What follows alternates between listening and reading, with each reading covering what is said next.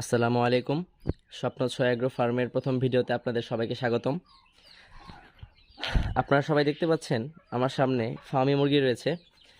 শখের বশে আমি কিছু ফার্মি মুরগি কিনেছি। 40 দিন বয়সের ফার্মি মুরগি কিনেছিলাম। এখন এগুলো সবগুলো ডিমে চলে এসেছে। আলহামদুলিল্লাহ, আমি মাত্র 12টি মুরগি থেকে প্রায় 90% ডিম আমি পাচ্ছি প্রতিনিয়ত। মুরগিগুলো খুবই সুস্থ সবল আছে, আপনারা দেখতে পাচ্ছেন।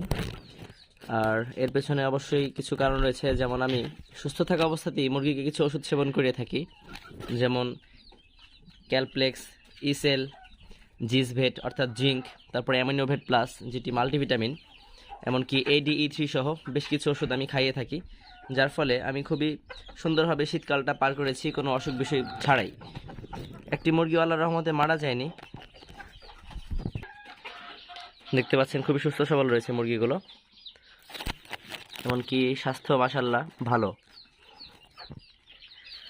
তো আমার ইচ্ছা রয়েছে সামনে ফার্মি মুরগির জায়গাটা আরও সুন্দরভাবে ঠিক করে কিছু মুরগি বাড়াবো, খামার আকারে ছোট্ট আকারে হলেও একটু বাড়িয়ে খামার করবো ইনশাল্লাহ।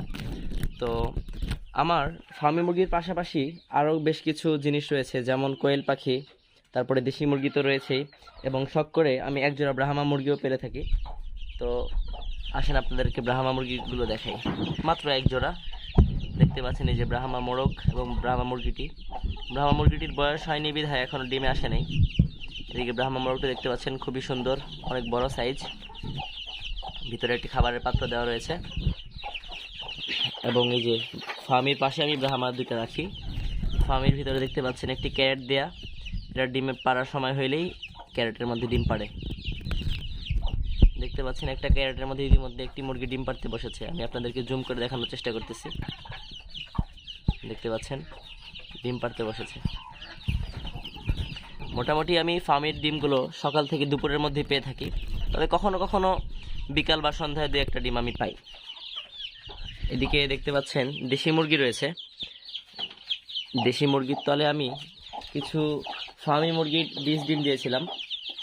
এই মুরগি থেকে আমি 4টি ফার্মি মুরগির বাচ্চা পেয়েছি। 5টি বসেছিলাম, একটি নষ্ট হয়ে গেছিল। আর এই টোপার নিচে, অর্থাৎ এই যে জিনিসটাকে আমাদের গ্রামের ভাষায় বলা হয় টোপা, এটার নিচে রয়েছে আরও একটি দেশি মুরগি, বড় মুরগি, এবং এর নিচে রয়েছে আরও কিছু ফার্মি মুরগির বাচ্চা। দেখতেই পাচ্ছেন আপনারা, এই ফার্মি মুরগির বাচ্চাগুলো আমি এই দেশি মুরগির তলে ফুটিয়েছি। আর আপনারা দেখতে পাচ্ছেন এখন আমাদের বাসার একটি বিড়াল। এই বিড়ালটা মুরগির আশেপাশেই থাকে, কিন্তু মুরগির বাচ্চা বা কাউকে কখনো কিছু বলে না। খুবই ভদ্র বিড়াল, তাই না?